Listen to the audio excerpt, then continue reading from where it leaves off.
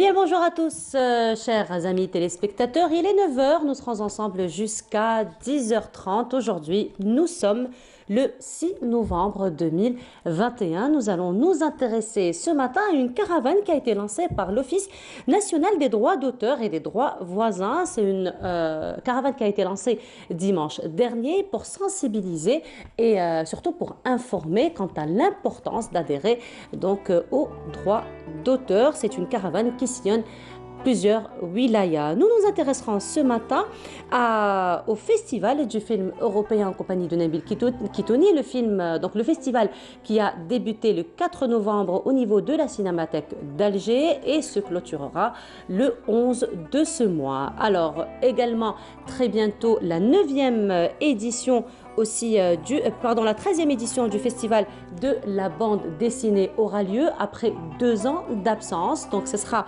le mois de décembre prochain, plus exactement du 22 au 26 décembre. Retour sur le 9e art, donc tant attendu particulièrement avec ces 2 ans d'absence. Samira Hadj Amar, elle s'intéressera à un patrimoine architectural. Il s'agit donc de la mosquée Sidi Ramadan et on terminera l'émission avec un petit voyage, enfin un grand voyage on dira, n'est-ce pas, parce qu'on va aller en Amérique, on va aller à Cuba.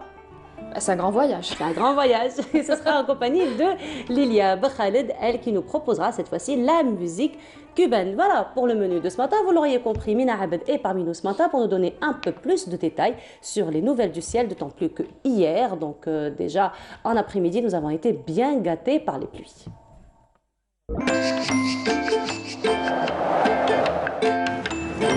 La météo vous est présentée par Mobilis. Mobilis, أينما كنتم. Et Mina est parmi nous. Bonjour Mina. Bonjour. Comment ça va? Ça va. Ça va pas trop mouiller? Si, beaucoup même ce matin. Si, quand même. Beaucoup. Oui. Voilà, quand même. Beaucoup Déjà venir du parking au siège. C'était limite les inondations là.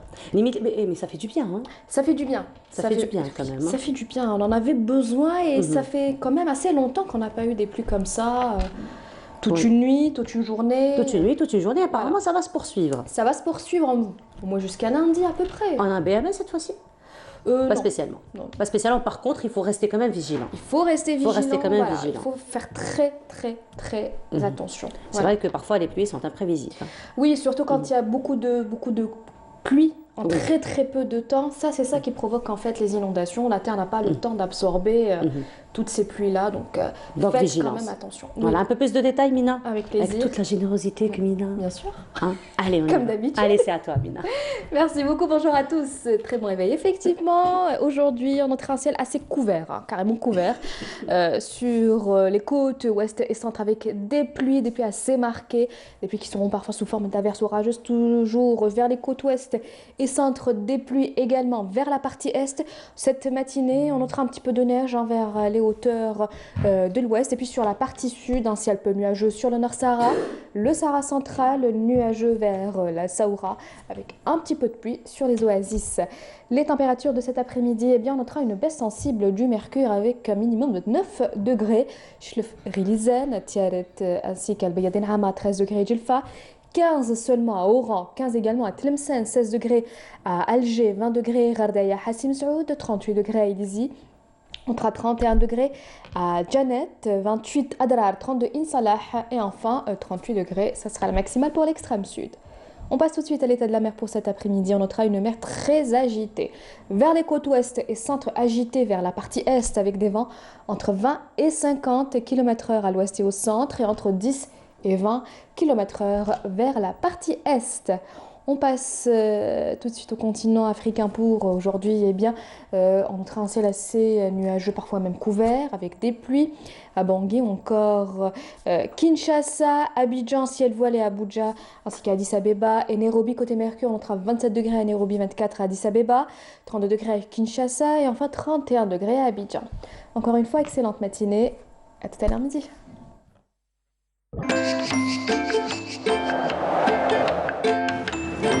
La météo vous est présentée par Mobilis. Mobilis, أينما كنتم. Et voilà, donc effectivement, il fait plutôt frais, baisse donc des températures. Voilà, il faut se Voilà. couvrir. Il faut se couvrir. Voilà, il faut C'est le moment. bien se couvrir. Voilà, de toute façon, c'est le moment, l'automne qui s'installe. Tout à fait. Et Voilà. prendre son parapluie et surtout faire très attention. Même s'il y a du soleil, il faut prendre son parapluie. Ah non, il faut prendre son parapluie tous les jours. Laissez-le dans la voiture. Voilà, au cas où. Au cas où. Voilà, merci beaucoup Mina. Merci, On Nour. se retrouve tout à l'heure après le journal télévisé du midi, Avec après celui de plaisir. 19h. Vendredi prochain, Tout à pour fait. Bonjour d'Algérie. Avec plaisir. Toujours fidèle au poste. Exactement. Merci beaucoup Mina. Merci, Allez, Nour. bonne journée à toi. Et on continue cette fois-ci. Ça va être pause musicale et ce sera en compagnie de la diva Warda Al-Jazairiya, Allah yarhamha wa salihha, qui nous interprète l'Iyam.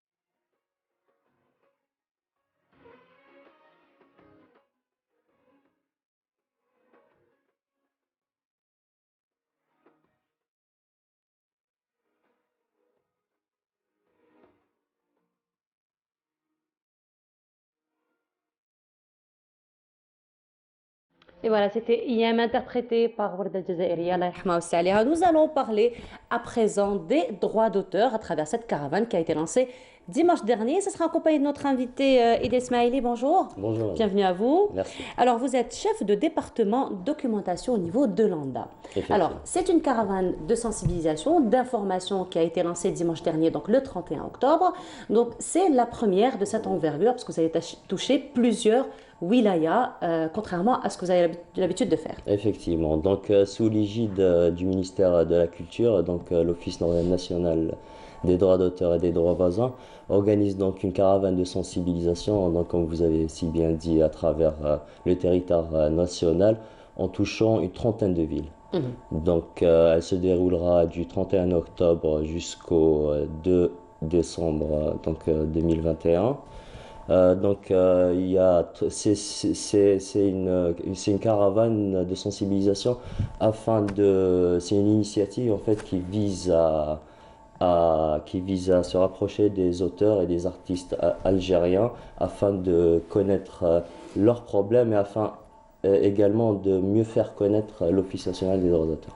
Alors, si on se rapproche comme ça des auteurs d'une manière générale, c'est que on parle finalement d'auteurs, on parle d'artistes, mais qui peut finalement adhérer à l'Office national des droits d'auteur et des droits voisins? Donc, pour adhérer à l'Office national des droits d'auteur et des droits voisins, donc, je vais vous expliquer, nous avons deux directions. Nous avons la direction des droits d'auteur, donc, où peuvent devenir membres les auteurs d'œuvres littéraires et artistiques qui ont été exploités. Exploités, c'est-à-dire qui sont, je vais vous donner un exemple, qui sont passés par exemple à la télé, ou bien qui sont passés à la radio, ou bien qui ont fait l'objet d'une reproduction mécanique, donc qui sont passés dans un CD ou bien dans un DVD. Et parallèlement, de l'autre côté, nous avons donc les droits voisins, les membres des droits voisins. Donc, c'est tous les artistes ou interprètes qui exécutent une œuvre de l'esprit, ou tout producteur donc, qui effectue donc un phonogramme ou un vidéogramme de ces œuvres de l'esprit, ou bien les œuvres du patrimoine culturel également. Alors, durant cette caravane, ce sont des rencontres que vous allez entretenir avec les auteurs, avec les artistes aussi. Donc, quel serait un petit peu l'objet de ces rencontres? Alors, l'objet de ces rencontres, déjà, c'est d'expliquer les missions de l'ANDA. La plupart de nos concitoyens ne connaissent pas très bien les missions de l'ANDA. Les missions de l'ANDA sont de 5. Donc, c'est la protection des œuvres littéraires et artistiques, la gestion collective des droits d'auteur et des droits voisins, la préservation des œuvres du patrimoine traditionnel et du domaine public, également de la protection sociale des auteurs et autres membres et de l'aide à la création. Donc voilà, c'est pour expliquer tout ça donc, à nos concitoyens et également leur expliquer comment adhérer à l'ANDA. Donc beaucoup de personnes ne savent pas comment adhérer à l'ANDA. Donc on est là pour ça et on est là également pour les écouter. Alors justement, les écouter, là vous me tendez un petit peu la perche parce que sur votre site internet justement que nous sommes en train de voir, que nous allons voir, ou voilà, nous sommes en train de voir, donc finalement il y a toutes les explications, mais il y a aussi une cellule d'écoute que vous avez mis à la disposition des auteurs. Effectivement, donc c'est un nouveau site donc, qui est opérationnel. Donc il y a toutes les informations qui sont à l'intérieur. Donc déjà comment adhérer, quel bulletin de déclaration à remplir, quel formulaire donc généralement remplir. Mais il y a surtout, comme vous l'avez si bien dit, la cellule d'écoute. Donc elle a été mise en place surtout par rapport aux personnes donc, qui se trouvent loin. Une personne qui vit à Tamanrasset, un auteur ou un artiste qui vit à Tamanrasset doit effectuer des heures de voyage pour se rapprocher d'une agence. Nous avons d'ailleurs 14 agences à travers le territoire national, mais elles ne couvrent pas tout le territoire. Donc une cellule d'écoute... 14 agences alors que nous avons 58 wilayas. Voilà, exactement. Donc c'est cette cellule d'écoute. Donc, voilà, donc là nous avons le formulaire un petit peu. Donc, vous pourriez nous expliquer peut-être. Voilà, vous l'avez en face de vous. Voilà, donc tout simplement, il suffit donc de remplir le nom, le prénom, donc la date de naissance, mettre l'adresse et surtout l'email et de remplir tout simplement de faire une réclamation. Donc ça peut être une réclamation quand on est membre, ça peut être une demande d'information quand on est un simple citoyen. Donc voilà, elle est toute simple. Donc une fois que la requête est envoyée, nous la traitons. Nous la traitons et nous répondons également, soit par téléphone, soit par une réponse par courriel électronique. Voilà, alors justement, pour revenir un petit peu encore une fois à cette caravane, aujourd'hui à 11 heures, il y a des rencontres qui vont se dérouler un peu partout, partout dans le territoire. Effectivement. Donc à 11 heures, donc, nous avons deux rencontres plutôt qui vont se faire à Rélizen et à Béjaïa, qui se dérouleront donc dans les directions de la culture respectives. Donc c'est important de dire que c'est des représentants de l'ONDA et des représentants du ministère de la Culture qui sillonneront tout ce territoire. Mais sinon, quelles sont un petit peu vos attentes par rapport à ces rencontres? Donc vous allez, habituellement, ce sont les auteurs, les artistes qui viennent vers vous pour avoir un peu plus d'informations. Aujourd'hui, c'est vous qui allez vers ces auteurs. Quelles sont vos attentes? Quelles sont un petit peu les attentes, j'ai envie de dire, les feedbacks et les retombées de cette initiative? Les feedbacks et les retombées de cette initiative, déjà le plus important, c'est de les écouter. C'est très important d'aller vers eux. Énormément d'artistes ou d'auteurs ne viennent pas dans les agences. Non, ce n'est pas encore inculqué dans notre culture. Donc qu'est-ce qu'on fait? On va vers eux. Pour leur donner de l'importance déjà, pour les sensibiliser, donc comme on a si bien dit, mais aussi de les écouter. C'est important de les écouter. D'écouter leurs problèmes et peut-être de trouver des solutions également tous ensemble. Donc voilà, c'est ça le but. Alors justement, vous-même, donc en tant que chef département, vous avez vous-même animé quelques rencontres de ce genre durant cette caravane. Donc quelles sont un petit peu les questions qui reviennent le plus souvent? Alors les questions qui reviennent le plus souvent, c'est donc comment adhérer, pourquoi une personne n'a pas reçu sa carte. Donc il faut expliquer toutes les démarches et donner les bonnes informations. Donc voilà, c'est pourquoi mon œuvre n'a pas été payée, comment faire pour que je devienne membre et avoir ma carte, à quoi sert de devenir membre. Et je mets souvent le point sur l'importance de devenir membre parce qu'il y a également, donc je vous ai expliqué les différentes mission de l'ONDA, mais il y a également des acquis. Donc, comme je vous ai expliqué, il y a un fonds social, donc il y a la protection sociale des auteurs et des membres. Donc, c'est important de leur expliquer que quand on devient membre, on bénéficie de prestations du fonds social.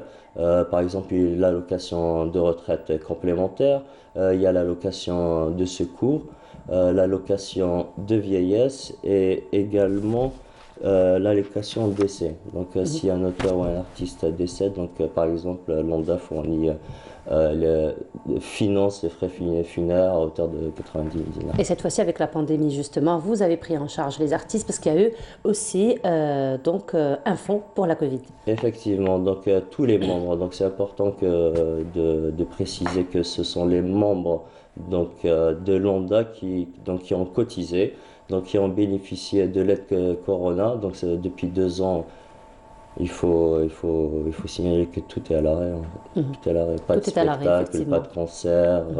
Il faut dire que les artistes surtout vivent de ça. Peut-être qu'un auteur il peut toujours publier, même si les publications, les éditions ont été paralysées aussi par la pandémie, mais les artistes vivent de spectacles. C'est leur salaire, il faut bien le dire, c'est leur salaire. C'est leur salaire, donc qu'est-ce qu'on a fait? Donc on a fourni des aides, donc c'était à hauteur de 54 000 dinars, 4 000 membres en ont bénéficié, et nous avons dégagé un montant de 30 milliards de centimes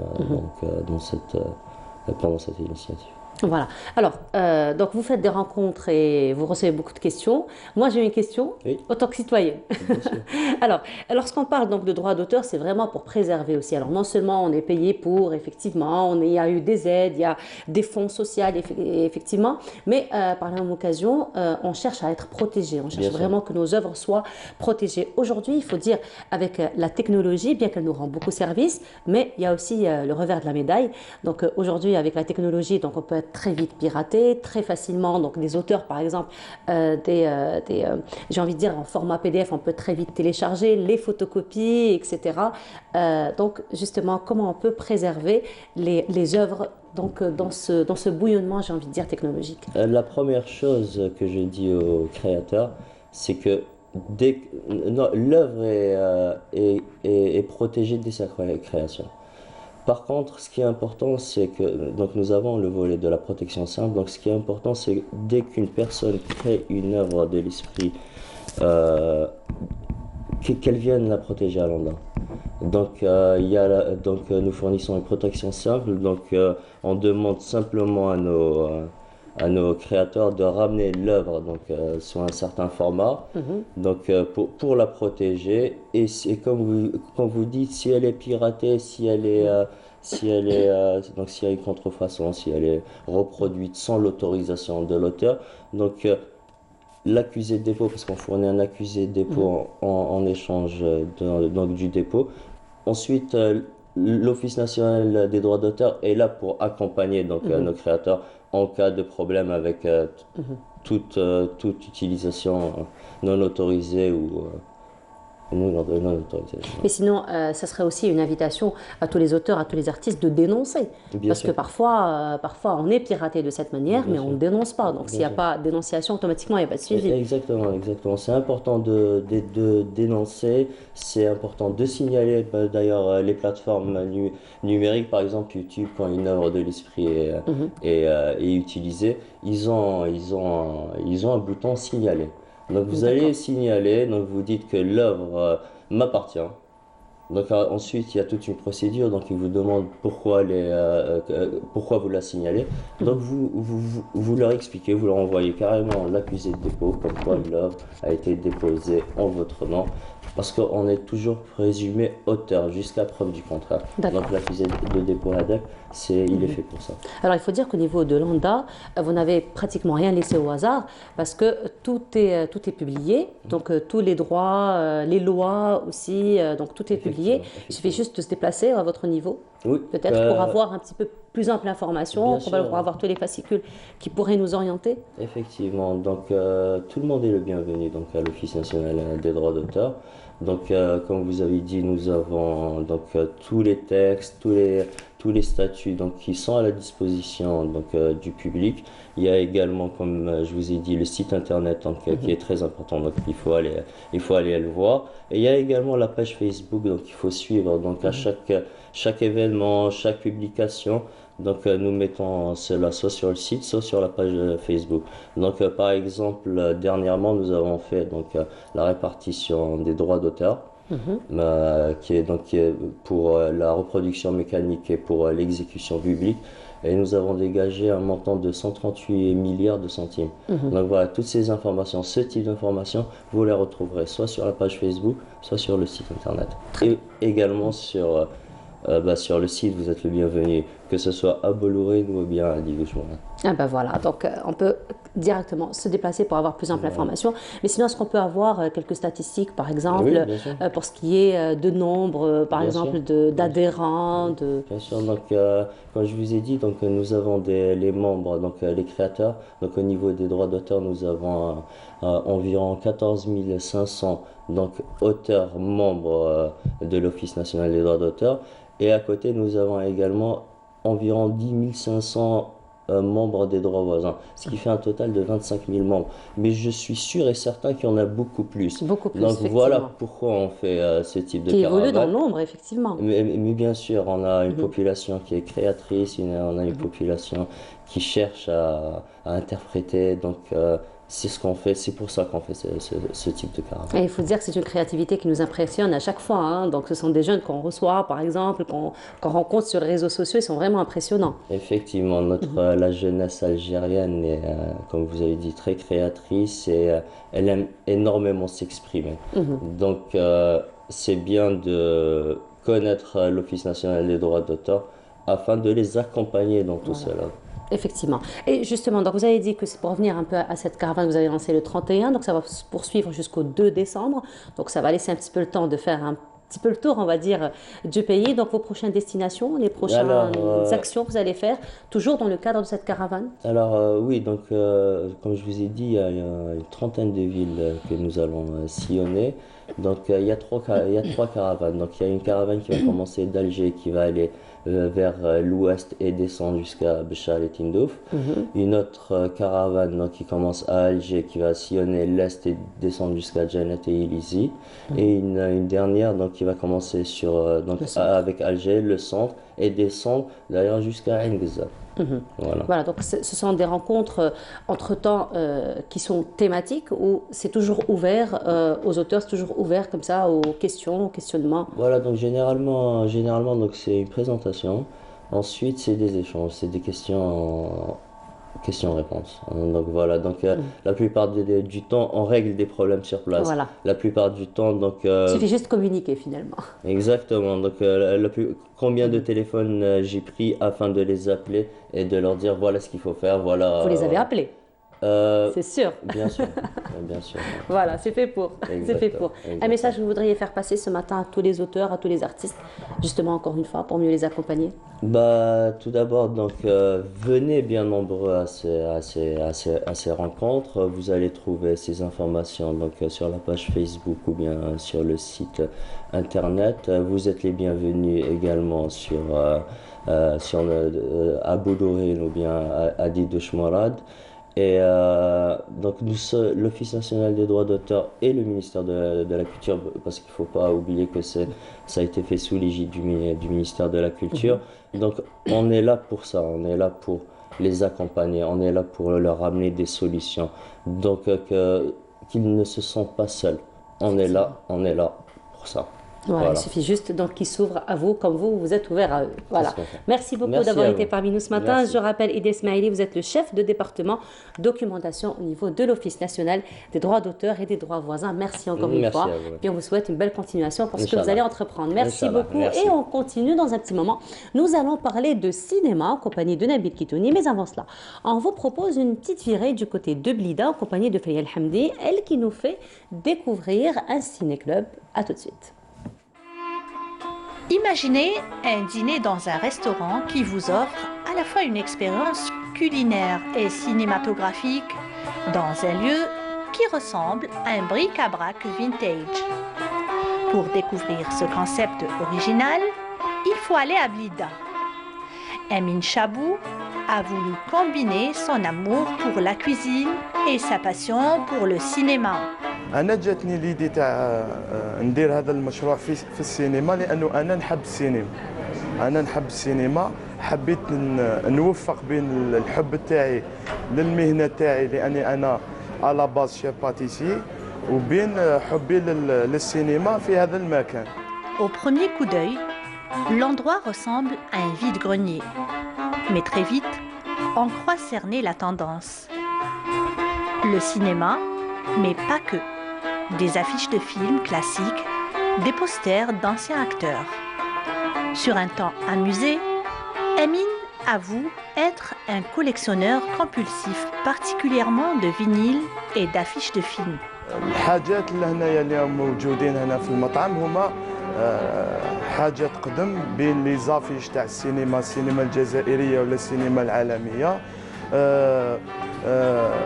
ماشينات تاع قهوه تاع بكري، لي ديسك فينيل كيما راكم تشوفوا، حتى انه يقدر الزبون يشوف الاشياء القديمه وحتى يسمع صوتها. À seulement 31 ans, ce jeune homme dispose d'une collection de 7000 vinyles et une centaine d'affiches de vieux films, mais en se déplaçant entre les tables avant l'arrivée des premiers clients. On découvre plein de pépites. Les machines à écrire, les ustensiles d'autrefois, elles donnent au restaurant une authenticité et attissent la curiosité du visiteur. Du côté de la vaisselle, Amin a trouvé l'idée fort sympathique de transcrire sur les tasses de café les célèbres répliques des films algériens, ce qui amuse les clients. من الحاجات اللي دايرهم هنا في المطعم هي انه لا فيسال تاعنا كاتبين فيهم كلمات مدارجه الجزائريه من الافلام الجزائريه اللي معروفه ويداولها الانسان الجزائري، كما كلمات قالهم فناننا الكبير عثمان عليوات. ومثلا عندنا كلمه معروفه هنا في بليده واللي درناها في نجاة تاع القهوه، حنوني. En forme d'arbre, deux bibliothèques de vieux livres dénichés par ce jeune au cours de ses différents voyages invitent le client à faire une pause lecture. Le cadre est magnifique et très très convivial. Là où Amine est très impressionné par les anciens objets, de la brocante. Aussi, il y a une petite bibliothèque.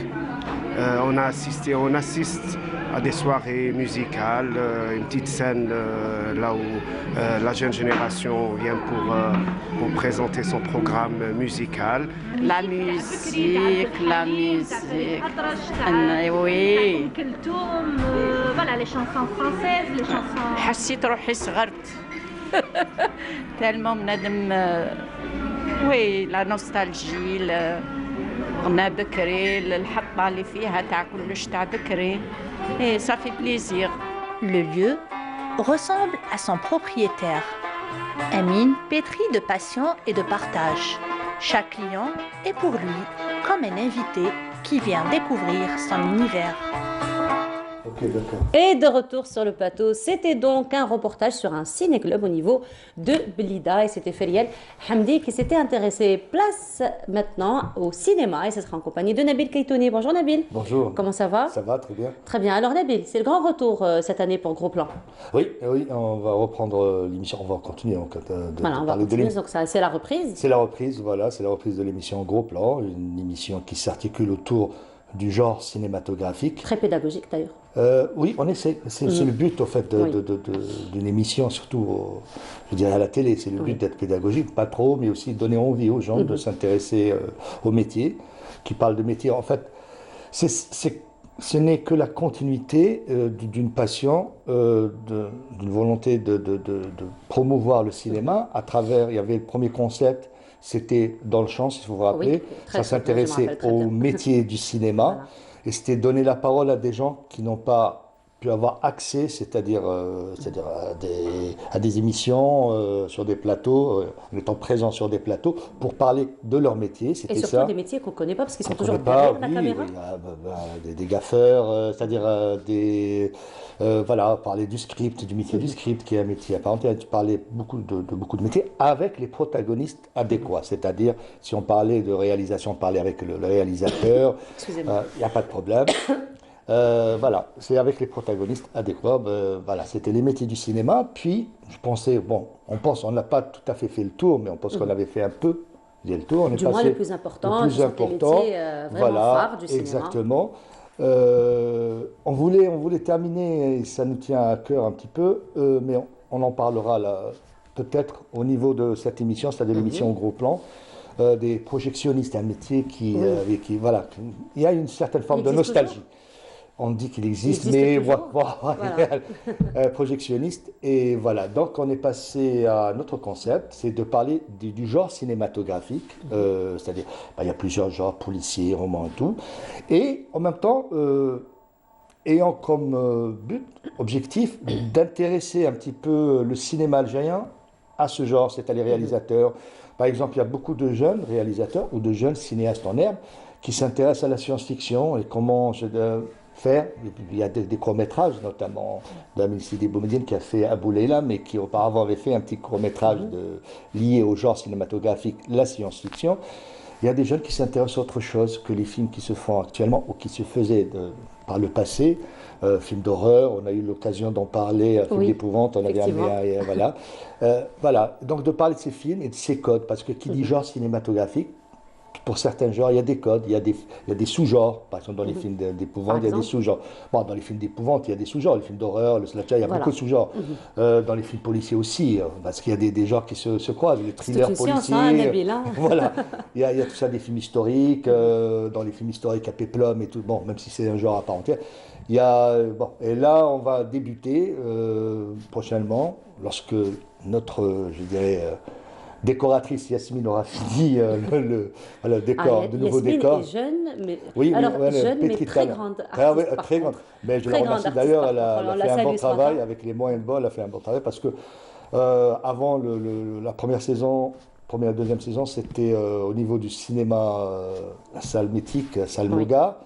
Et là, ça sera dans le studio. D'accord. À côté, là, voilà, dans le studio, il y a un décor qui se prépare, qui fera part et qui parlera un petit peu, qui mettra en relief, je dirais, l'émission elle-même, au plan. On gardera un petit peu je veux dire, la même configuration, c'est-à-dire concept. 3 invités, le concept en lui-même, la même configuration, 3 invités qui parleront, c'est-à-dire des invités qui vont parler du genre en question. On essaye un petit peu des invités. Si c'est un réalisateur, il y aura un producteur ou un acteur. Vous allez essayer à chaque fois de varier comme de ça varier les métiers et pour de avoir plusieurs donner angles la d'attaque. parole à des gens qui n'ont pas, l'habitude de parler de cinéma. Bien sûr, il y a toujours les mêmes, parce qu'on retrouve un petit peu dans le circuit les mêmes, mais essayer de donner la parole. Est-ce qu'on n'essaie pas, on va essayer, on va le faire. On donne la parole à des gens qui n'ont pas pour habitude de parler de cinéma via la télévision. Mais Voilà. sinon, Nabil, il faut dire que là, donc vous allez recevoir effectivement des profils qu'on ne voit pas différents. souvent à la télévision, qui sont différents. Mais il faut dire aussi qu'il y a des profils jeunes aujourd'hui, Nabil, qui s'intéressent beaucoup au cinéma, très impressionnant d'ailleurs. Très Donc impressionnant, on les voit, pétri de talent. par exemple, au niveau des concours, au niveau des festivals. Festival de court-métrage, mais vraiment beaucoup de créativité, beaucoup d'art, beaucoup de messages, c'est très fort. Mais malheureusement, parfois, il n'y a pas de suivi. Je ne parle pas c'est-à-dire pas de suivi, il y a une envie, tout ça.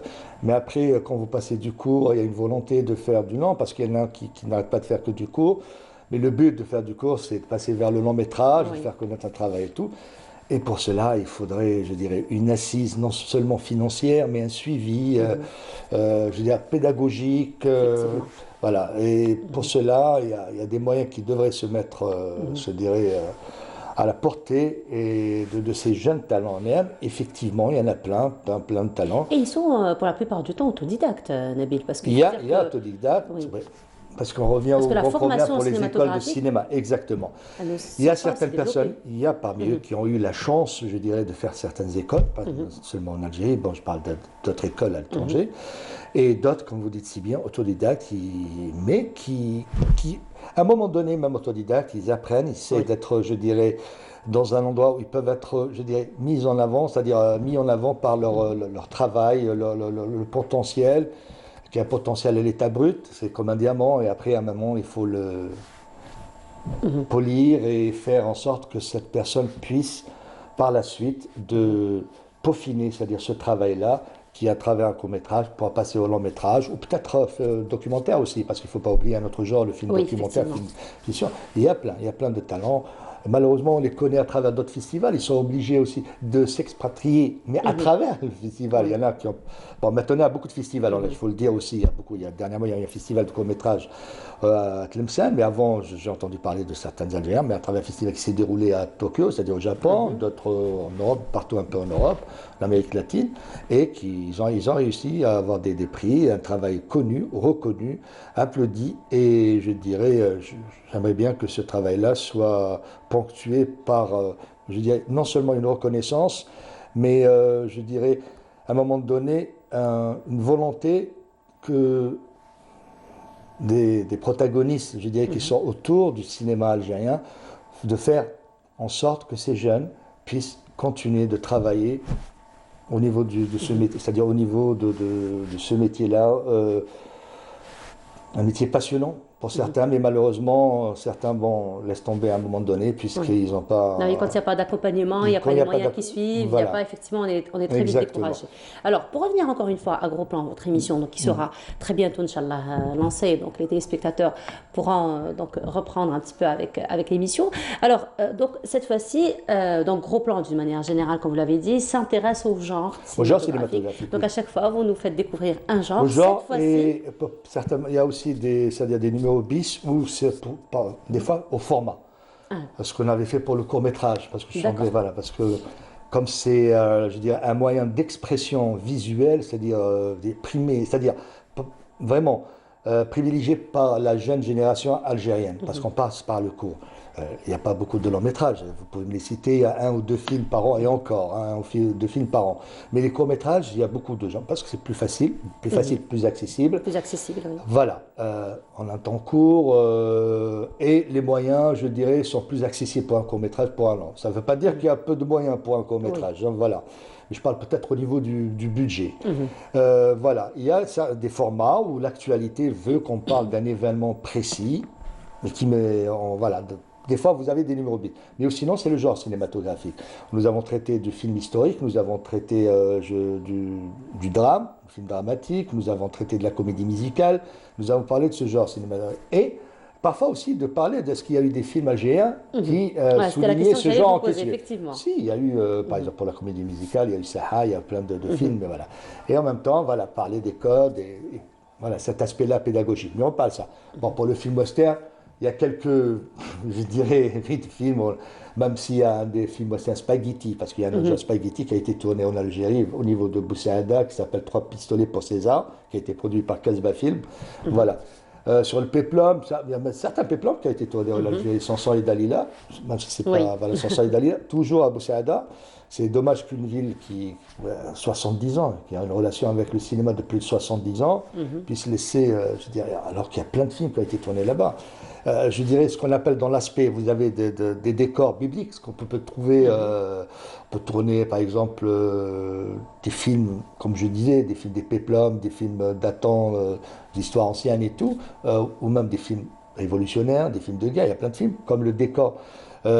Ce décor-là, on peut l'utiliser pour faire des films westerns. D'ailleurs, il y a un film western, comme je vous l'ai dit il y a même pas 2 secondes, qui a été tourné là-bas. C'est dommage qu'un décor aussi, c'est une lumière pareille, un décor, bon, on ne l'utilise pas assez pour faire d'autres films. Boussaada, il y a plein de films cultes algériens. Le clandestin, on a pris plein. Alors, pour parler de western, justement, pour le premier numéro de Gros Plan de cette année ou de cette saison, il sera donc consacré. Il faut savoir que le western, il a ses propres codes, qu'on retrouve chevauché, tout ce qui concerne diligence et tout. Mais il y a le western urbain, parce que le western, c'est pas seulement des colts ou la conquête. Parce que quand on pense western, c'est relié simplement au Far West. Voilà. Mais il y a des codes. Même le western est passé par plusieurs périodes, ce qu'il faut dire. Il y a eu l'époque de la glorification, on était obligé, parce que c'est en 1903 le premier film western. Voilà, c'était la chasse aux Indiens, parce que pour eux, l'Indien représentait en ce qui concerne celui qui ne veut pas que le développement se poursuive. Puis il y a eu la période des années 60 où, attention, nous avons quand même volé les terres des gens qui étaient là avant nous. C'est ça, là on commence à revoir. Parce qu'il y a plusieurs périodes qu'il faut voir. Il y a la glorification, la démystification. Il y a, c'est-à-dire aussi l'anti-héros représenté. Vous avez là le héros qu'on connaît tous, c'est le John Wayne et tout ce qui va là. Et puis il y a l'anti-héros qui était représenté un petit peu à travers des western spaghetti plus tard, comme étant Clint Eastwood de Charles Bronson, dont il était une fois dans l'Ouest. Voilà. On va traiter tous ces genres et l'évolution du western à travers, je dirais, le visuel même, parce qu'on dit par exemple plan américain, parce que c'est un plan américain, c'est par rapport au western. Il y a tout ça qu'on va traiter. Et justement, on va traiter tout ça et on reviendra avec plus de détails dans votre émission Gros Plan que vous allez très prochainement retrouver sur votre petit écran. Nabil, merci beaucoup d'avoir été parmi nous ce matin. C'est bien. On se retrouve, pardon ? Non. Alors on se retrouve samedi prochain, Inch'Allah, avec une autre thématique. Oui, thématique. Et voilà. Pour l'instant, on avait parlé, il y a aussi le festival du film européen qui se tient. Voilà, il faut aller voir à la Cinémathèque. Il y a des films, il y a des documentaires. Il y a aussi des rencontres qui se... Initiées par des anciens... Ils avaient Cinuvert, voilà. C'est les anciens qui avaient Cinuvert, cette association qui s'intéressait au cinéma. Voilà, et le festival se poursuivra jusqu'au 11 de ce mois. Merci beaucoup. De rien. Nabil, on se retrouve samedi prochain et on continue. Vous savez, c'est le mois de la célébration donc du 67e anniversaire du déclenchement de la Révolution. Leïla Ben Aïcha s'est déplacée au niveau de la Galerie Rassim où se tient une très belle exposition photo que je vous laisse découvrir. On se retrouve juste après. Gloire sur les traces des ancêtres, une exposition de photos en noir et blanc dédiée à la commémoration du 67e anniversaire du 1er novembre 1954, organisée par l'établissement Art et Culture en partenariat avec le Centre national de documentation de presse, d'images et d'information et le Centre national de documentation et d'archives à la galerie Mohamed Rassim. Une rétrospective en images sur la lutte du peuple algérien pour sa liberté.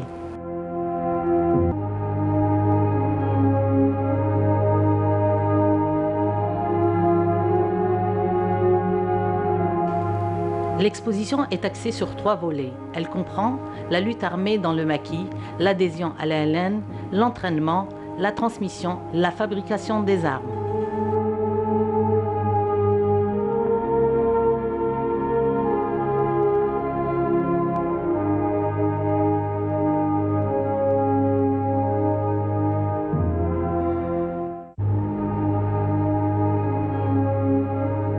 Plusieurs photos relatent la participation de la femme dans la lutte de libération par ses différentes actions.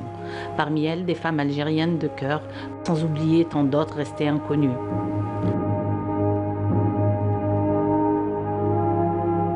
Aussi, la participation des troupes artistiques du FLN, à l'instar de la troupe de Mustafa Keteb et la troupe musicale de Ahmed Ben Ahmed. Tous ont adhéré à l'appel du 1er novembre.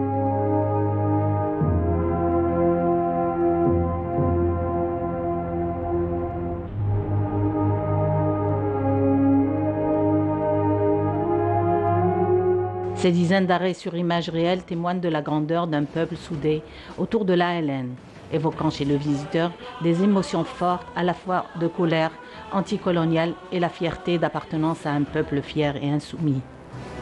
L'exposition est un rafraîchissement de la mémoire collective afin que nul n'oublie les sacrifices de nos ancêtres et protéger cette liberté payée cher par le sang et les âmes, pour que vive l'Algérie libre, indépendante et surtout unie. C'était donc une belle exposition qui se tient en ce moment au niveau de la Galerie Racine à l'occasion du 67e anniversaire du déclenchement de la Révolution. À présent, place au 9e art, puisque le festival donc, de la bande dessinée revient cette année après 2 ans d'absence, donc à cause de la pandémie, au grand bonheur des BDFIL. Nous en parlons ce matin en compagnie du commissaire du FIBDA, Salim Brahimi. Bonjour Sayan. Je préfère aller vers Sayan. Hein. Mettez-vous à l'aise. Parce que je me disais, Salim Brahimi, mais c'est qui celui-là? Mais c'est qui celui-là? Finalement, ce n'est autre que Sayan. Sayan, bonjour. Bonjour. Comment ça va? Très bien, heureux d'être parmi vous. Moi aussi, nous aussi, on est très heureux, d'autant plus que vous venez avec une très belle nouvelle. C'est la reprise du FIBDA, donc 2 ans d'absence, ça quand même, ça s'est fait sentir. Ça s'est fait sentir, cette absence est malheureusement due à cette situation exceptionnelle qui est celle de la pandémie mondiale. Malheureusement, il faut préserver la vie avant.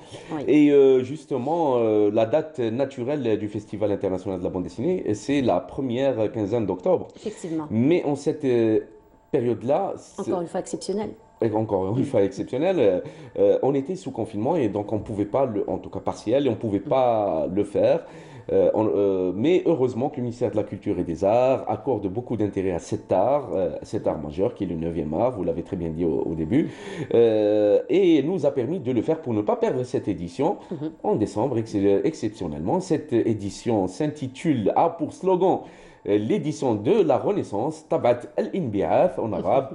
In English, Edition of Rebirth. Vous allez me dire pourquoi? J'allais poser la question. Je disais la Renaissance. Je lis ça dans voilà. Je disais la Renaissance. Est-ce que c'est les 2 ans d'absence après? Est-ce qu'il y a une révolution quelque part? Oui, ce n'est pas la Renaissance comme le concept de l'art ou qu'on étudie dans l'histoire de l'art. C'est la Renaissance pour 2 raisons.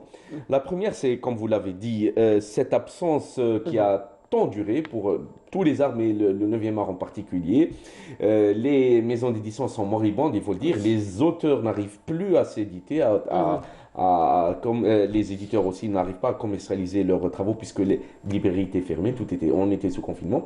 Donc c'est une renaissance et la reprise pour eux. Cela va leur permettre de respirer et de revenir dans le marché de l'art et de dévoiler leur édition, leurs travaux, leurs ouvrages, nouveaux ouvrages, qu'ils soient éditeurs ou auteurs d'ailleurs.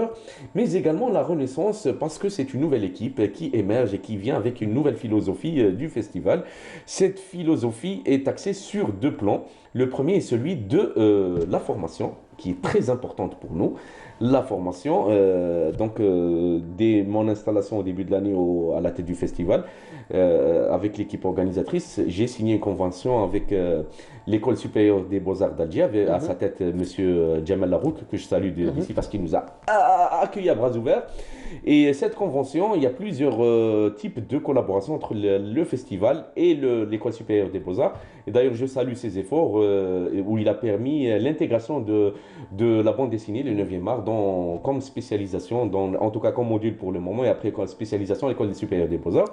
Donc, Au grand bonheur des BD-Fils, parce qu'il y en a, hein. il y en a, ils sont nombreux, et Dieu sait qu'ils sont nombreux. Et donc, dans ce travail, nous passons en ce moment à l'application de cette convention. En premier lieu, donc, il y a les étudiants des Beaux-Arts sont en train de réaliser une fresque qui porte sur la thématique de la bande dessinée pour lutter contre le coronavirus. Donc, on la dévoilera lors de l'ouverture, mais également lors du festival. Bon, le festival, il y a plusieurs volets, expositions, conférences débats, ateliers pédagogiques, cosplay, show, scène, et espace bien sûr d'éditeurs. Pour le volet exposition, par exemple, qui est très important pour nous, il y a plusieurs expositions très très importantes et internationales. D'habitude, c'est des professionnels qui font le montage de ces expositions. Il y aura toujours des professionnels qui vont le faire, mais avec la participation de 10 étudiants des Beaux-Arts qui vont monter cette exposition. Et donc vraiment, l'initiation, c'est vraiment un transfert de connaissances. Là. De connaissances, mais ils vont le monter, mais ils vont être notés sur ça, et ça rentrera dans leur stage. Et donc, ça ne sera pas... Donc, ils vont travailler, hein, ils ne vont pas chômer. Et justement, ça sera le passage à la professionnalisation pour eux. Ils vont participer aussi également, bon, je le dis, le Japon sera présent d'une manière semi-virtuelle. Je vous explique le concept de semi-virtuel. L'université de Tsukuba au Japon va participer avec le professeur Aoyagi Etsuko, qui est professeur d'art là-bas, avec des étudiants japonais et des étudiants algériens de l'école supérieure des Beaux-Arts encadrés par Monsieur Sergoua qui enseigne à l'école supérieure des Beaux-Arts. Et ils vont participer, ils vont échanger dans un échange qui s'appelle Passerelle entre BD algérienne et japonaise. Il y aura un atelier également avec eux et tout ça rentrera dans leur cursus universitaire.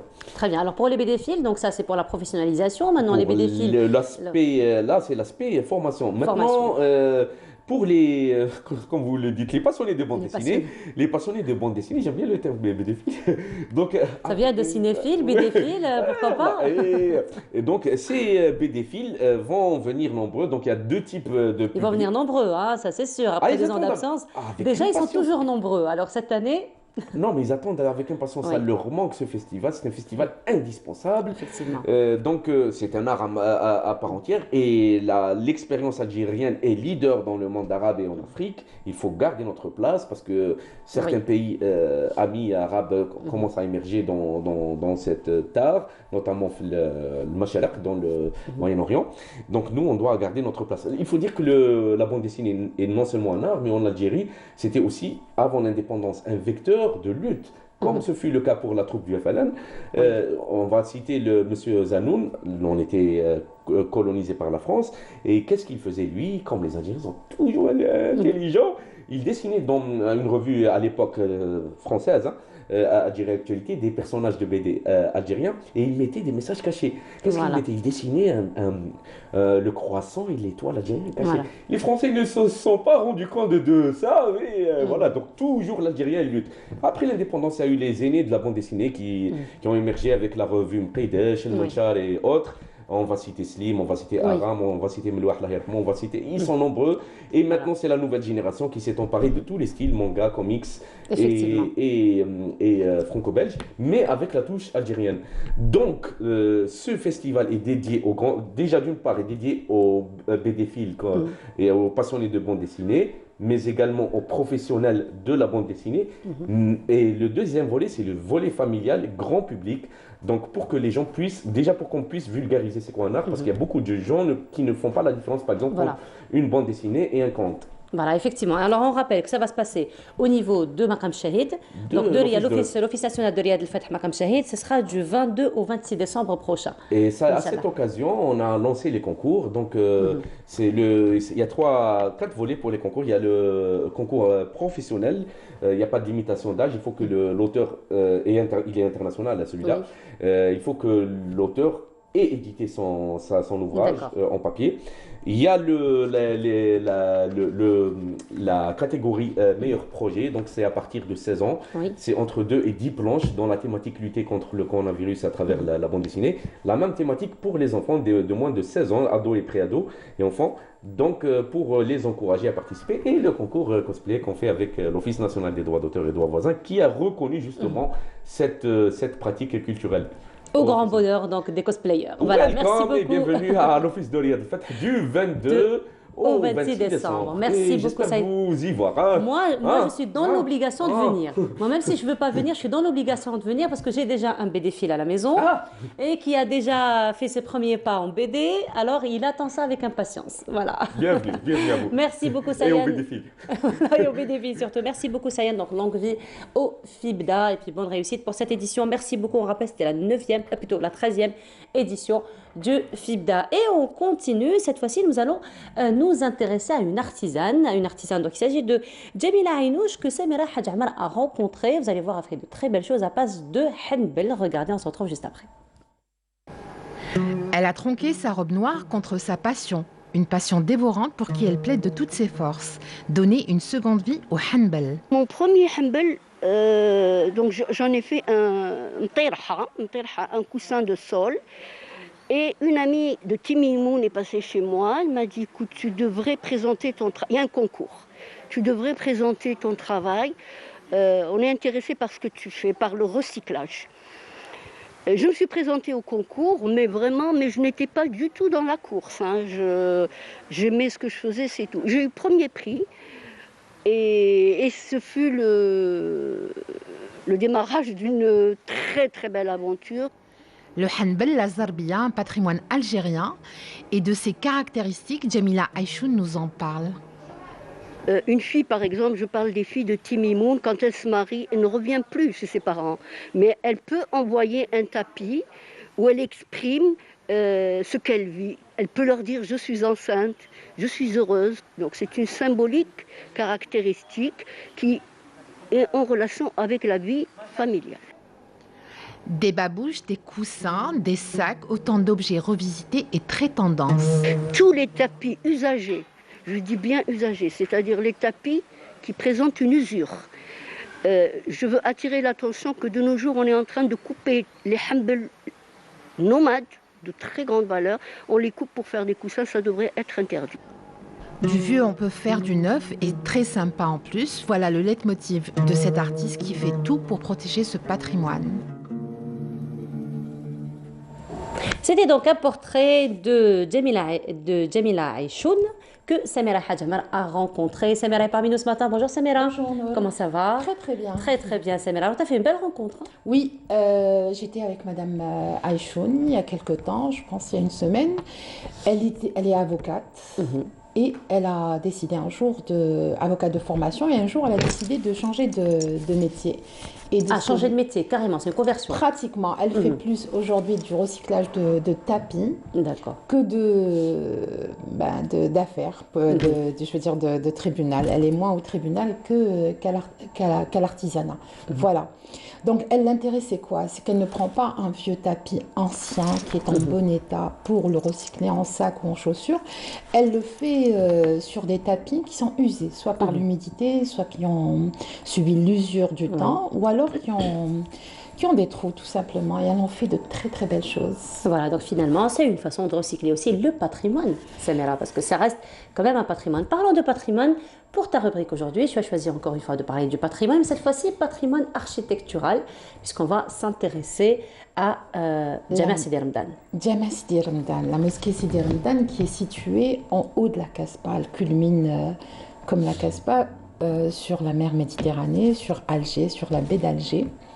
C'est la plus ancienne mosquée d'Alger, de la Casbah d'Alger. On l'appelait la mosquée de la vieille Médina en fait. Donc Sidi Ramadan est un saint. Il y est enterré, il est près de la façade, pas très loin de la fontaine. Et la particularité de cette mosquée, c'est qu'elle ne ressemble pas aux autres mosquées qu'il y a eu par la suite. Alors on dit. C'est quoi la particularité justement? Elle est berbère. Elle est typée berbère. Elle a été construite sur le style hamadite et ziri. Et donc, on la voit, on voit son minaret. Alors, un minaret qui est en plan carré, il est très particulier, il est lourd. Et qu'est-ce qu'elle a de particulier? Comme Jamal Kbir, elle a des tuiles. Ses toits sont en tuiles rouges. Voilà. Donc, cette mosquée a 2 mirhab. Donc, mirhab cher. La première a été construite en voilà, c'est très joli. Hein. Voilà, je pense qu'elle est toujours là. Et il paraît quand on y fait sa prière là-bas et qu'on fait un vœu ou une prière, elle est exaucée. Ça, c'est une femme qui me l'a dit en passant un jour. Elle me l'a dit. Ça, c'est la fontaine. Il a été restauré. Mais bon, apparemment, il a besoin encore de restauration. Il a été restauré en 2005. On a restauré les marbres, on a restauré le plancher, on a restauré les faïences. Voilà. Donc, la mosquée Sidi Ramadan a été donc la première fois classée au patrimoine en 1904. Donc, c'était du temps de la colonisation française. Puis, en 2007, par donc le ministère de la Culture, elle est devenue monument national, en fait. Elle est protégée. Voilà. D'après, juste pour un petit rappel pour l'histoire, à l'époque, ce ne sont pas les Ottomans qui l'ont construite, donc ce ne sont pas les Turcs. Elle était déjà construite bien avant les Turcs, bien avant l'arrivée des Turcs. Ce qu'il y a, c'est que, alors cette mosquée, elle représente, on peut dire qu'elle représente une limite, un fort. Par rapport à la Casbah, comment est-ce qu'elle a été construite? Juste en haut, il y a Dar Sultan. Voilà. Donc, je ne sais pas si tu l'as déjà visité. Alors oui, je l'ai déjà visité. J'avais même fait un reportage, c'était en plein mois de Ramadan. D'accord. Alors, lorsque tu étais en train de dire que lorsqu'on fait un vœu, ça s'exauce, je me disais, au fond de moi, mais j'ai pas envie d'être superstitieuse, mais c'est le cas. Ça marche, t'es devenue riche, non? Non. J'aurais dû. D'accord. J'aurais dû faire ce vœu. Donc effectivement, à l'intérieur, c'est vrai que c'est très reposant, d'autant plus que Beit Lodo, elle est un petit peu à l'extérieur, puis il y a une fontaine au milieu. C'est vrai que c'est très joli à l'intérieur. Oui, voilà. Donc il y a 18 colonnes massives. Il y a du marbre, il y a de la céramique. Alors, ce que je voulais dire, le rappel, c'est qu'à l'époque, donc la Casbah, donc bien avant 1830, on comptait déjà une centaine de mosquées. Voilà, c'est pas la seule, c'est la plus ancienne, c'est peut-être la première qui a été construite, mais ce n'est pas la seule.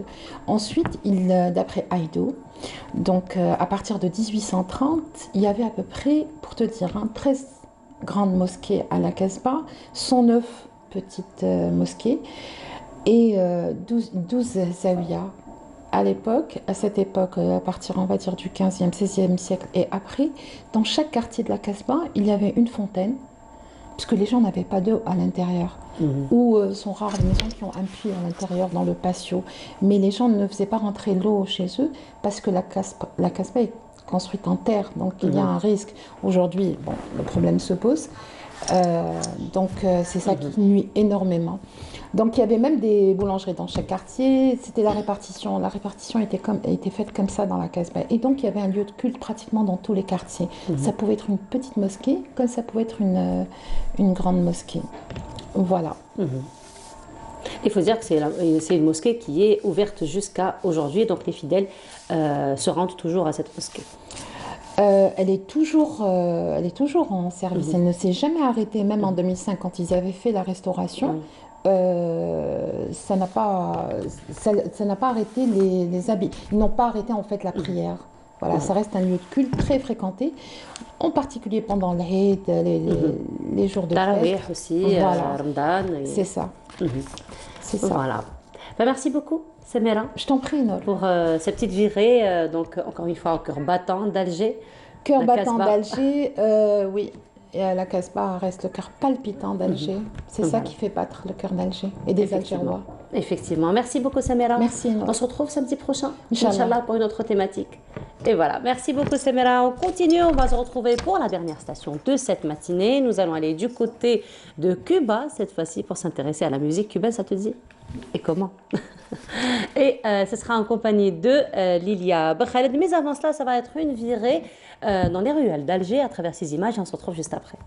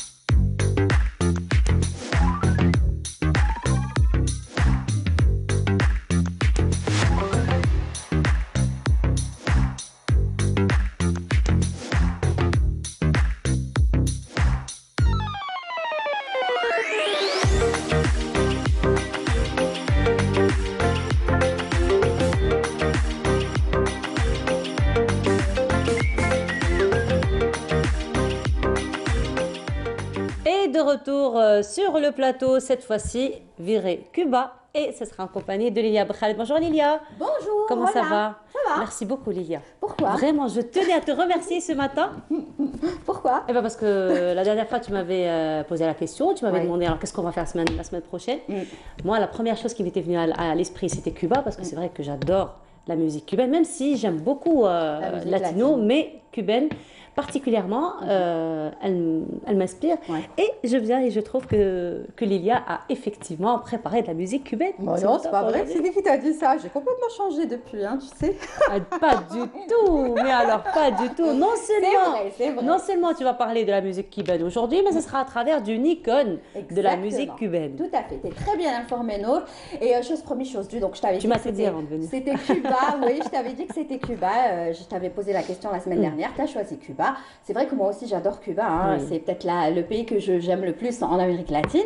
Et cet artiste, encore plus. Alors si je te dis Celia Cruz, ou comme ils disent eux en Amérique latine, Celia Cruz, parce qu'ils insistent sur le Celia, c'est en fait, Celia Cruz, c'est tout simplement la reine de la salsa et de la rumba. On va danser aujourd'hui. Voilà, c'est simplement la reine. Voilà, c'est une icône, comme tu l'as dit, Nour, elle qui est née à Cuba.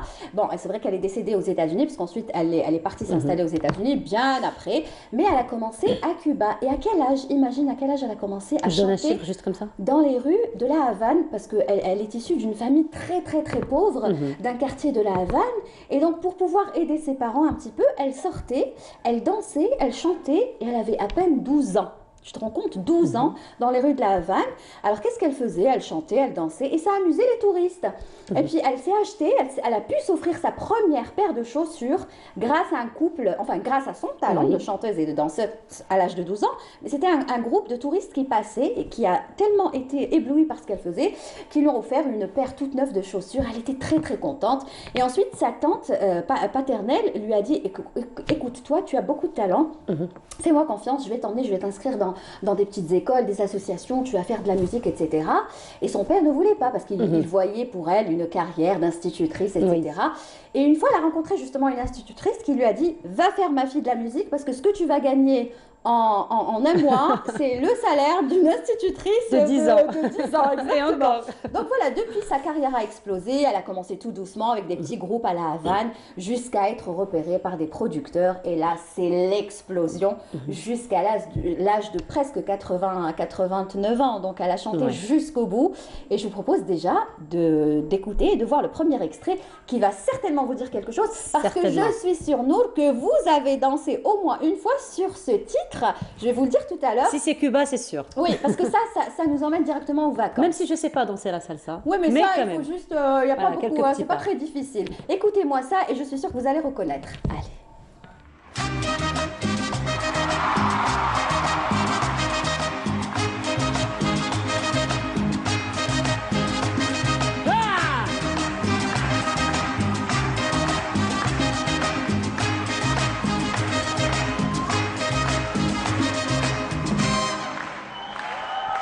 Todo aquel que sienta que la vida es desigual tiene que saber que no es así, que la vida es una hermosura.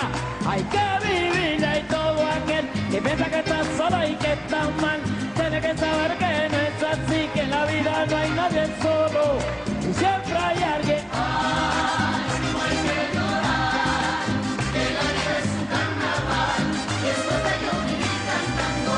Oh, oh, oh.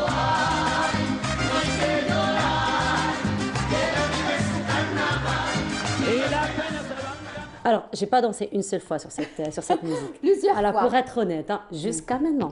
Et la vida es una carnaval, ça veut dire tout simplement la vie est un carnaval. Parce que voilà, elle s'amuse tout le temps. Elle est là à porter de la bonne humeur. Et sa particularité, c'est que d'abord, elle a une voix très, très, très particulière et très puissante.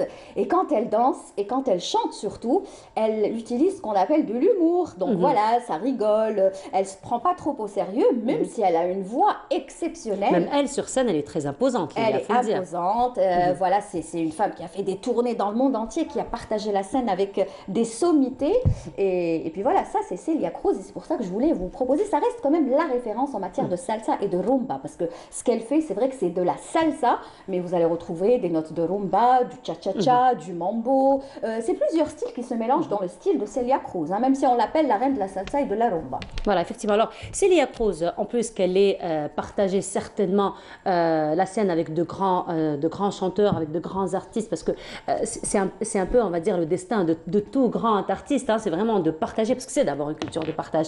La musique, Lilia, certainement, tu es d'accord avec moi. Ah, oui. Mais sinon, il y a aussi des musiciens qui marquent un petit peu la carrière de certains artistes. Est-ce que c'est le cas aussi de Celia Cruz? Ah oui, alors Celia Cruz, on peut dire qu'elle a partagé sa carrière et surtout la scène avec plusieurs musiciens, mais un en particulier. Alors lui aussi, j'imagine percussionniste. Tout à fait. J'imagine. Vous êtes bien informé, hein. De quelle origine? Ah, vous connaissez là pas, je m'arrête. Si, vous connaissez. Ah, là je m'arrête. D'accord, alors il est portoricain, il s'appelle Tito Puente et c'est un immense percussionniste. Alors lui, on l'appelle le roi des timbales. Les timbales, c'est une sorte de percussion et c'est le roi, el rey del timbal, le roi des timbales, parce que lui, c'est toute sa carrière, il a accompagné de grands chanteurs, etc. Et elle avait une complicité avec lui, et on le retrouvait souvent sur scène avec elle et il créait le show. Je ne sais pas si c'est l'extrait qu'on va voir, en tout cas je pense que c'est celui-là. Là, on a vraiment deux icônes, Tito Puente et Celia. Il faut dire aussi que la musique salsa, la musique latino d'une manière générale, est très basée sur la percussion. Ah, ça donne beaucoup de rythme. La percussion, c'est, si vous voulez, un élément indispensable dans la musique salsa. Vous avez percussion et piano, clavier. Ça, c'est vraiment les instruments de base. On a juste ces deux instruments et on peut faire de la salsa. Tout à fait. Ensuite, vous avez les maracas, congas et puis d'autres instruments qui sont venus par la suite ajouter. Mais la base, c'est vraiment percussion, piano. Voilà. Alors, on va voir l'extrait? Avec plaisir. On y va.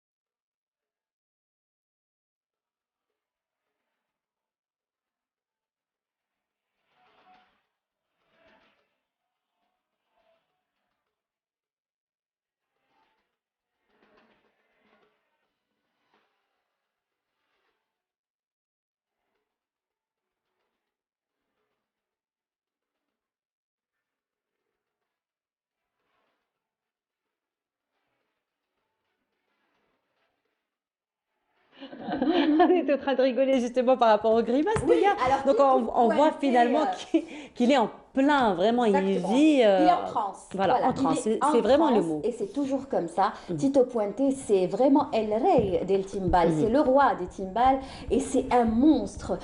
Voilà, et c'est pour ça que Celia Cruz, elle était aussi intelligente parce qu'elle se faisait accompagner par Tito Puente et ça lui a rajouté beaucoup dans sa musicalité parce qu'il est en plus chef d'orchestre. Il lui a composé aussi plusieurs titres et ensemble, ils formaient vraiment un duo exceptionnel sur des scènes du monde entier, hein, parce qu'ils ont fait des tournées ensemble partout.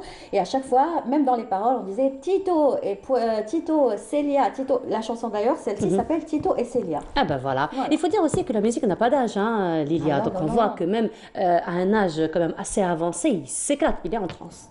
Il est en transe. Là, vous l'avez dit, vous avez vraiment dit le mot. Mais encore, vous n'avez pas vu tout le solo, parce qu'ensuite, il se transforme carrément. Mais bon, c'est ça. Vous voyez qu'ils respirent, les latinos respirent et ils vivent la musique. Et d'ailleurs, ça tombe bien, parce qu'aujourd'hui, il pleut, il fait pas beau dehors. Hein. Pour ceux qui aiment la pluie, tant mieux. Pour ceux qui ne l'aiment pas comme moi, c'est pas... Il suffit... Vous savez ce qu'on dit sur la pluie? Sur quoi? La pluie lave les esprits. Oui, la pluie lave les esprits, mais le soleil, moi, c'est lui qui lave bien mon esprit. Et justement, là, aujourd'hui, je vous apporte donc à travers ces chansons du soleil de Cuba. Voilà, du soleil de Cuba. Alors, ce qui est intéressant aussi, Lilia, ce qui est impressionnant un petit peu dans les spectacles que c'est Léa, encore une fois. Voilà, j'essaie. Très bien. J'apprends vite. Hein. Très bien. Alors, justement, à travers les spectacles que Célia donne, il y a aussi la tenue vestimentaire qui est minutieusement choisie. Ah, oui. Alors, c'est à chaque fois un spectacle vraiment à part entière, même quand il s'agit de la tenue vestimentaire. Alors, rien n'est laissé au hasard. Tout à fait. Celia Cruz est très connue d'abord pour sa voix et son talent et ses danseuses, parce qu'il faut savoir qu'elle a commencé en tant que danseuse. Elle danse très bien la salsa. Bon, là, peut-être qu'elle a pris un peu... J'aurais pu vous choisir des extraits en noir et blanc, mais j'ai préféré en couleur. C'est ses tenues. Alors, elle a des tenues vraiment, on va pas dire très extravagantes, mais c'est des tenues qui attirent. Elle adore les couleurs, elle adore les paillettes, elle adore tout ce qui brille et elle adore les perruques aussi. Très latino. Elle met souvent des perruques, comme l'extrait que l'on va voir dans quelques instants, des couleurs vraiment, vous allez trouver du vert, du orange, etc. Et j'ai oublié de vous dire aussi que c'est une chanteuse qui tient énormément à l'Afrique, parce qu'elle a des origines, elle le dit, je viens de l'Afrique, parce que vous le savez, hein, quand on parle de Cuba, automatiquement, on parle aussi des Africains, de tous ces Africains qui sont partis s'installer à Cuba. Donc la plupart vous diront, on a des origines africaines. Donc elle met toujours en valeur... De toute façon, c'est connu, Lilia, entre l'Afrique et l'Amérique latine, l'histoire est tout à fait commune. Exactement, et même la musique. spécialement à Cuba. C'est une histoire très particulière, on y reviendra peut-être un jour, en choisissant ceux qui ont décidé d'aller beaucoup plus vers la musique africaine, tout en gardant les sonorités latino. Il y en a beaucoup des formations aussi comme ça. D'ailleurs, le style, on l'appelle africando. C'est de l'africando, c'est-à-dire il y a de l'Afrique et il y a aussi du latino et c'est magnifique. Donc ça, on y reviendra un autre jour. Mais là, je vous propose de regarder. Vous parliez de tenue, regardez-moi la prochaine tenue de Celia Cruz. Ah, j'ai hâte. Allez, on y va.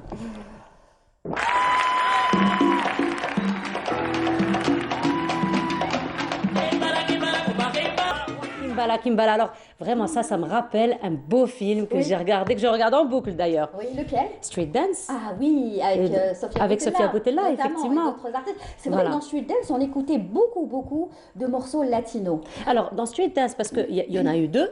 Il y en a eu quatre. Il y en a eu quatre. Oui. Donc, alors, j'en connais que deux. Oui. Il y a un, je ne me rappelle plus, il y a quand même quelques années qui a été, il a été réalisé. Oui. Mais celui de Sofia Boutella, là où elle a joué Sofia Boutella, finalement, tout le film se basait sur la salsa. Ouais. Voilà, tout le film se basait sur la musique latino d'une manière générale. Justement, il y a le titre Cuba.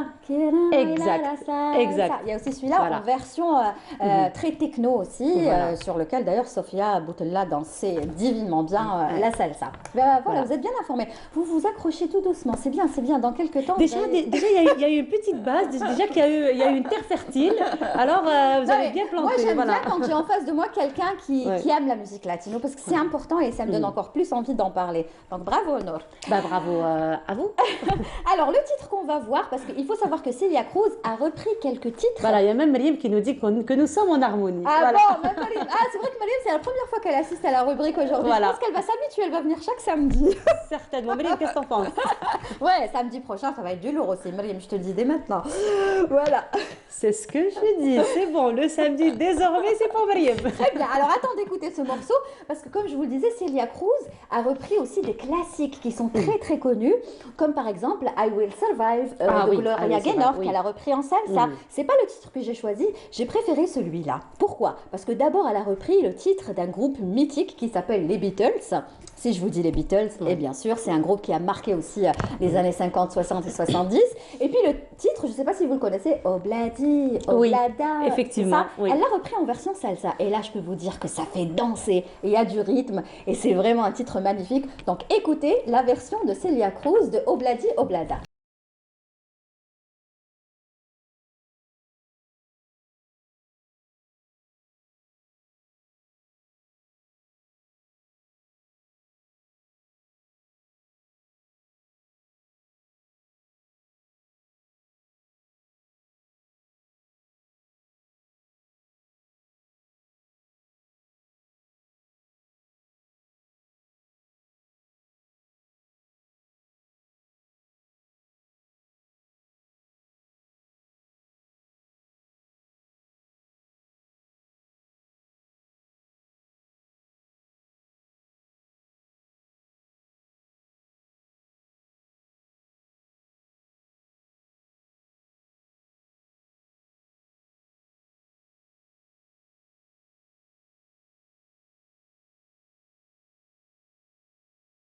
Je ne cesserai de regarder Celia Cruz rien que pour ses tenues. Voilà. En plus de la musique. Elle les porte bien, en plus avec les boucles, le collier qui va avec, ça brille. Puis la petite danse comme ça, super gracieuse. Exactement, Voilà. juste ce qu'il faut. C'est-à-dire qu'elle dandine des épaules, parce que vous savez, dans la salsa, bon, je ne vais pas vous donner un cours, bien évidemment. Bien que j'attends toujours mon cours. Ouais, ça sera en privé.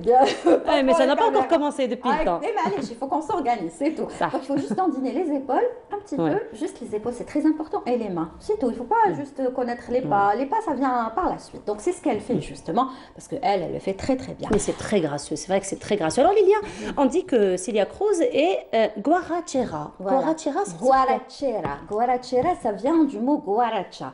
Et le guaracha, c'est un style en fait de musique qui est né au XVIIIe siècle. Et c'est un style, on dit burlesque, où il y a beaucoup d'humour, qui était né à l'époque. Et c'était les Espagnols en premier qui avaient inventé ce style-là. Ensuite, il s'est un petit peu propagé un petit peu partout en Amérique latine. Et Celia Cruz, c'est aussi la reine du guaracha. Et donc, on l'appelle la guarachera. Guarachera de Cuba. Parce que c'est l'une des seules qui peut danser, chanter, parler, rigoler et faire tout ça sur scène et s'appeler au public. Donc, c'est une guarachera, tout simplement. Voilà, guarachera. C'est la reine de la salsa, la reine de la rumba et c'est la guarachera. Voilà, la polyvalente sur scène en matière de musique. Et j'en passe, et j'en passe, et j'en passe. Voilà, mais sinon, j'imagine, Lilia, que Celia Cruz, quand on a de grands artistes comme ça qui font de grands succès, inévitablement, ils seront repris par d'autres artistes. Alors, je ne pourrais pas vous dire toutes les reprises qui ont été faites. Ce que je peux vous dire, c'est qu'on peut citer Jennifer Lopez, on peut citer Gloria Estefan. Vous vous souvenez de Gloria Estefan, qui est l'une des meilleures amies, d'ailleurs, même si ce n'est pas la même génération, mais c'était l'une des meilleures amies, parce que Gloria Estefan aussi est cubaine, même si on l'a connue beaucoup plus dans la pop, etc. Elle rajoutait quelques notes de salsa, comme dans son titre Conga, des années 80. Mais il y a eu aussi Ricky Martin qui a repris, il y a eu aussi Marc Anthony. La liste est très très longue des artistes de cette génération des années 90 et 2000 qui ont repris du Celia Cruz. Et ce qu'il y a de bien, c'est que j'aurais pu aussi vous passer un autre extrait. J'ai dû choisir les extraits comme à chaque fois d'ailleurs, où on voit une cinquantaine d'artistes d'origine latino, connus et moins connus, qui lui ont rendu hommage lors de son, je crois, 78e anniversaire. Et ils ont tous chanté du Celia Cruz et elle était avec eux, elle dansait, elle chantait, c'était juste magnifique. Peut-être que ça doit être pour un autre. Mais il fallait voir aussi Jennifer Lopez quand elle a repris le titre Kimbala Kimbala. Je peux vous dire que ça aussi c'est du lourd. C'est du lourd. Et Jennifer Lopez, comme vous le savez, elle est portoricaine et on fera une spéciale aussi de Jennifer Lopez. Ça sera avec plaisir. En plus, c'est une artiste que j'adore. Ah, voilà. À mon grand Moi, bonheur. je l'adore surtout quand elle est dans le style latino, le pur. Parce que là, elle fait de la musique, c'est-à-dire universelle, pop, etc. Mais elle chante aussi dans le traditionnel Jennifer Lopez. Et moi, moi, c'est cette facette-là que j'ai envie de vous montrer. Très bien, on aura l'occasion donc de la voir très bientôt. Mais sinon, pour revenir encore une fois à Celia Cruz, Lilia, alors Celia Cruz a-t-elle, elle aussi, repris des classiques, par exemple? Mais bien sûr, Et si comment? je vous dis Guantanamera, oui, on l'a écouté, vous vous rappelez, lors de la première Effectivement, rubrique la avec première rubrique. les Buena Vista Social Club, parce que Guantanamera, ce qu'il faut savoir, il y en a beaucoup qui disent que ça appartient au Buena Vista Social Club, mais pas du tout, hein. C'est un morceau qui fait partie du patrimoine qui a été composé Parce que vous nous aviez expliqué, voilà, dans les effectivement. années 30, je ne me rappelle plus d'adage, je crois que c'était en 1940 ou 47 pour être tout à fait exact. Et ensuite, c'était juste un morceau de musique. Et ensuite, on a inclus les paroles tout doucement, petit à petit. Et c'est le morceau. Je peux vous dire que là, c'est vraiment le morceau le plus latino, le plus repris dans le monde. Il y a aussi la version de Celia Cruz Que vous allez nous proposer. Avec plaisir. Et là Allez, aussi, on y c'est va. une tenue.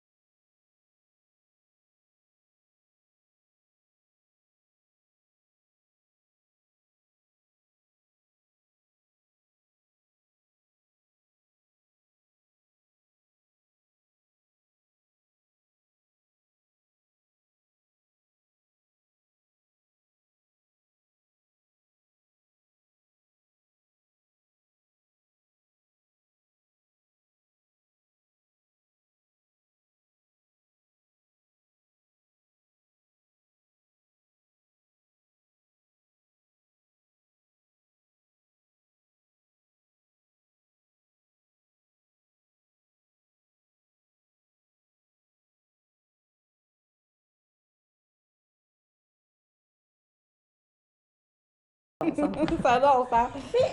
C'est Mambo, ça. Oui, c'est un mambo. Comment vous le savez? Ça fait rappeler.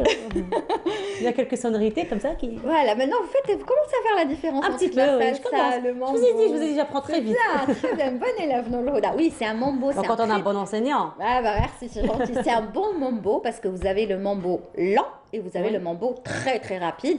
On fera aussi une spéciale mambo rapide. Je peux vous dire, il va y avoir de l'électricité. J'ai peur de ramener une spéciale mambo parce qu'il faut savoir que le mambo reste l'une des danses latino les plus rapides. Oui. Donc, à part le merengue, bien sûr, rapide. Là, on parle vraiment de comme ça, les styles de salsa, etc. Rumba, le mambo, c'est très rapide. Donc, j'ai peur qu'en régie, tout va exploser parce qu'ils vont tous vouloir danser. Donc, je vais aller tout doucement. J'ai commencé par un mambo lent, ensuite, je vais accélérer le rythme. Mais là, c'était effectivement un très beau mambo de Guantanamera. Voilà, vraiment une très très belle reprise, encore une fois, un classique du patrimoine. Et encore, j'ai pas tout choisi, hein, voilà. j'ai pas tout choisi parce qu'elle en a plein des titres. Là, j'ai choisi vraiment des titres qui sont très très très connus. Bamba Colora, non, j'ai pas choisi Bamba Colora.